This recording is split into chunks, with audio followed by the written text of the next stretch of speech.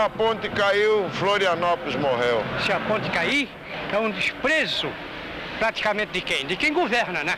Sou eu que governo? Não. Quem governa é o governador, né? Uma vergonha. Não é para o nosso Estado, não. É para os governantes, presidente da República. Esse deputado sacanagem todo. Deixar aquilo cair. Uma obra daquela. Para mim, Florianópolis sem a ponte seria um corpo sem alma. Tem que arrumar, porque vem bastante turista para cá. Traz muito turismo, né? A ponte, se caiu, pioraria muito. Isso está gravando. O que seria o quê? Como? Florianópolis seria nada. E nós não teríamos a Ilha da Magia. Perdi o cartão postal de Floripa, né?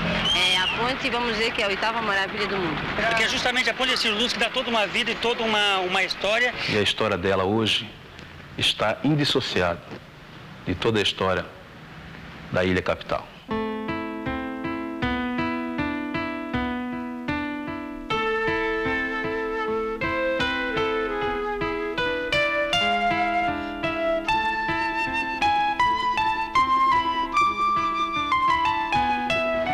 Florianópolis, nos anos 20, era uma cidade, como ainda se vê em alguns trechos das suas ruas, uma cidade de ruas coloniais, ruas calçadas a pedra, ou não, nem calçadas, mas com uma população muito restrita na área cidadina, mas uma população rural espalhada por toda a ilha. Ora, isso fez com que Florianópolis se caracterizasse desde a proclamação da independência do Brasil, desde a criação da província de Santa Catarina, como um centro administrativo. Quer dizer, é uma cidade de funcionários públicos e uma cidade de militares. A única ligação que nós tínhamos da ilha com o resto do Brasil e com o resto do continente era o porto. Apesar disso, era um porto incipiente, um porto de pequeno calado, que não permitia a atracação de grandes navios e, portanto, do ponto de vista comercial e do ponto de vista social, era prejudicial. O transporte náutico ainda era feito com muitas deficiências.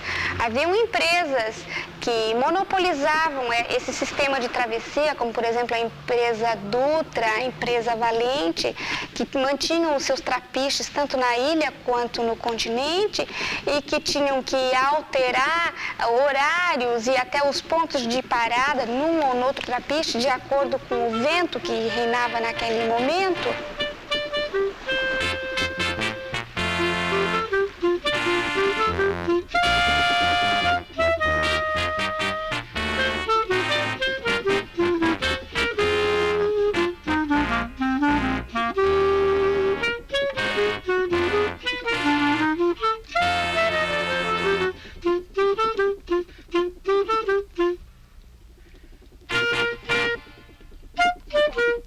A construção da ponte Hercílio Luz sempre esteve muito ligada e está muito ligada à consolidação da capital de Santa Catarina em relação ao Estado.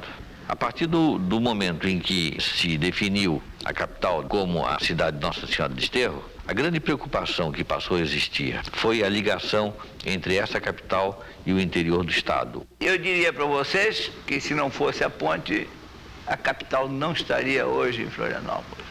Vocês poderiam ver os movimentos para levar no século passado a capital para Lages. Houve sempre a preocupação do interior ter a capital mais próxima de si. O governador Hercílio Pedro da Luz, como engenheiro, portanto como um homem que tinha conhecimentos de planejamento e imbuído de doutrinas filosóficas como o positivismo, auferida nos seus cursos, nos seus contatos na Bélgica, onde se formou, ele teria evidentemente a necessidade de olhar o progresso do Estado. Portanto, Hercílio Luz entrega-se com grande obstinação na construção de uma ponte.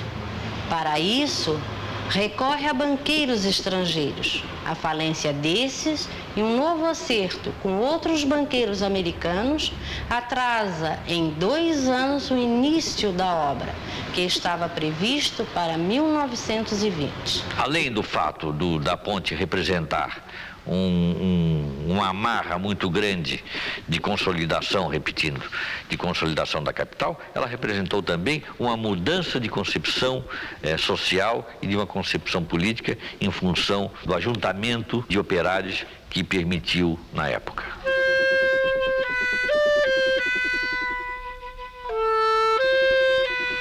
trabalhei de pai picareta. Era carregar cimento, barro, para fazer os pés da ponte, carregar ferragem, ferro. Aqui tudo veio foi tudo cravado na ponte, veio tudo em pedacinho. Trabalhava como um cavalo mesmo. Eu trabalhei nela com 19 anos de idade, de 22 a 1927. Trabalhei como ferreiro. Antes a passagem aí era através de lanchas, né? Depois foi feita essa ponte, foi feita por uma firma norte-americana. Como engenheiros responsáveis pelo projeto de construção, foram contratados os americanos Robinson e Steinman. E a empresa construtora foi a de Byington e Sandstone. Eles de manhã passavam às 8 horas, nós pegávamos às 7. Eles iam com tênis novinho, de plica, coisa fina, a roupa. Quando era 11 horas que eles vinham, meio-dia, aquilo vinha tudo cheio de aquele piche das ferragens. Eles voltavam 1 hora e meia, tudo de novo outra vez. Então, meus colegas diziam, nós ganhamos tão pouco, não dá nem para comprar um chinelo para vir trabalhar. E eles gastam 2 pares de sapato por dia.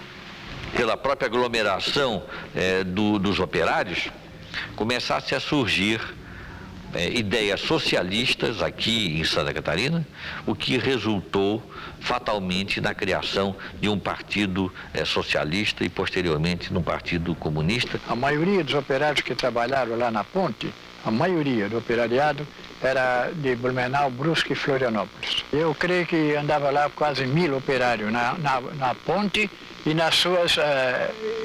nos trabalhos que afinavam com a ponte.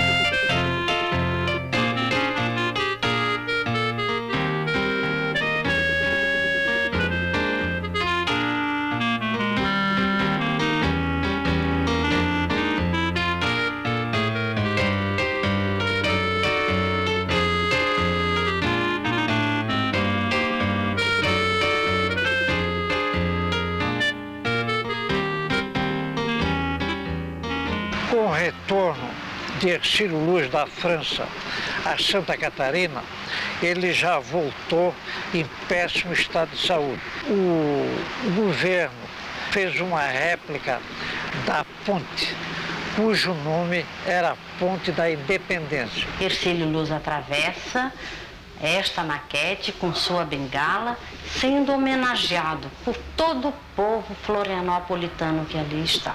Meia hora antes do porte da faixa inaugural, o vice-governador o transmitiu que havia mudado o nome da ponte para Hercílio Luz. Após atravessar essa maquete, muito doente, ele vem a falecer dias depois.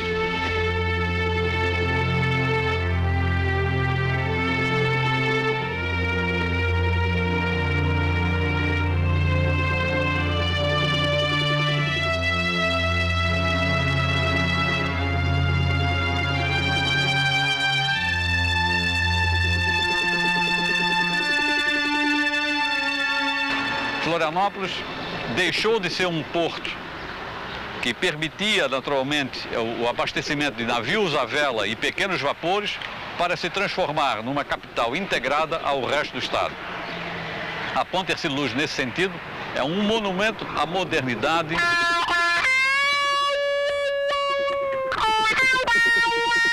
O projeto da Ponte Hercílio Luz, bem como a sua construção, e as 2 pontes que foram construídas nos Estados Unidos, na época, representavam um avanço tecnológico na construção civil bastante grande. Principalmente porque se caracteriza a Ponte Hercílio Luz como sendo uma ponte isostática. A Ponte Hercílio Luz se articula com a engenharia do aço que se desenvolveu durante o século XIX em toda a Europa e também na América do Norte, e que permitiu a construção de ferrovias em várias partes do mundo. No caso brasileiro, as estradas de ferro começaram a ser construídas ainda nos meados do século XIX. Nos primeiros anos do século XX, a estrada de ferro São Paulo-Rio Grande cortou Santa Catarina pelo oeste.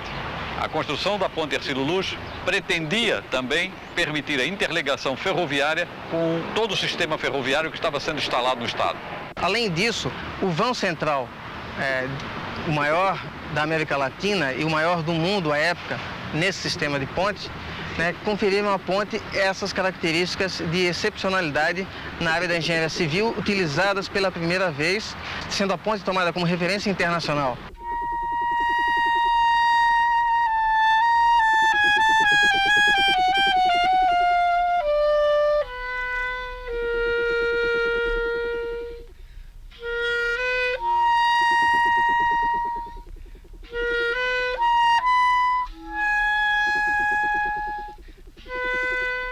Nos últimos anos, antes do advento Ponte Hercílio Luz, havia automóveis que se contavam nos dedos no centro da cidade.